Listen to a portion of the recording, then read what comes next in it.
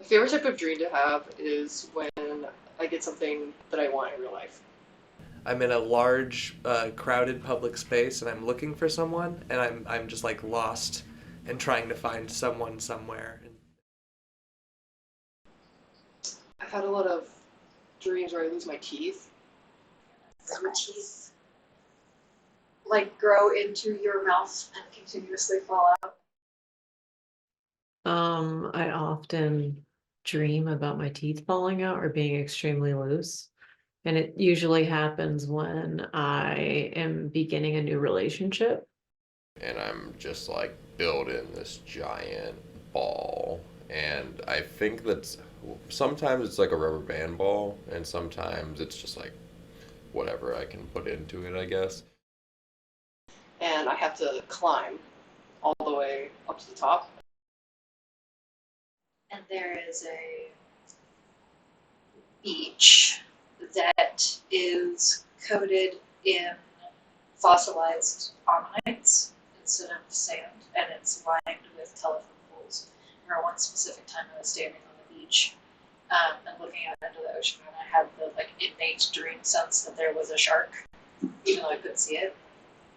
And I remember waking up from that dream and feeling like the ammonites and like the looming sense of danger.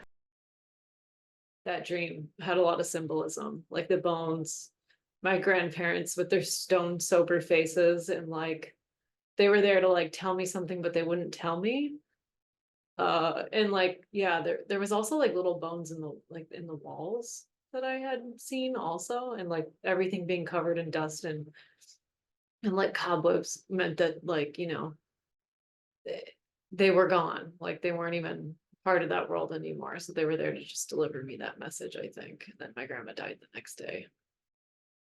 I feel like I'm building this ball forever and ever and ever, and then it breaks occasionally. And then I just had to start all over again. I would go to work and I would do all of it, and I never like bumped into anyone. I never like would brush shoulders or like accidentally touch anyone, and my brain got really hooked on that, and it got really obsessed with the concept of like, are you here? Like, is this happening? Are you alive? None of these people can feel you.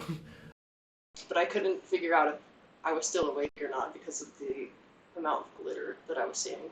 What happens is that it just feels like I'm locked in this dream for literally it feels like a year. I'm like I couldn't really tell the line between is this a nightmare or is this real? But I was pretty sure that it was real. Um, and like I was in a real situation, but obviously like it was all sort of a daydream in a way. The obsession is like, am I real? Oh my God, I'm not real. And then you panic and then you have to check, and you can check in various ways. Maybe you're following 5 stories and then it's like the last story and you're like, oh, I'm about to die. And then it's like, but wait, how did I get here? I feel like if I was about to die, I would know how I got here. And then you wake up and you're like, oh, and then you eat a bagel because it's breakfast time.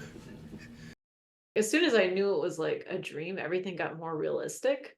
It like took on this like almost um like fantasy, but like clearer than reality.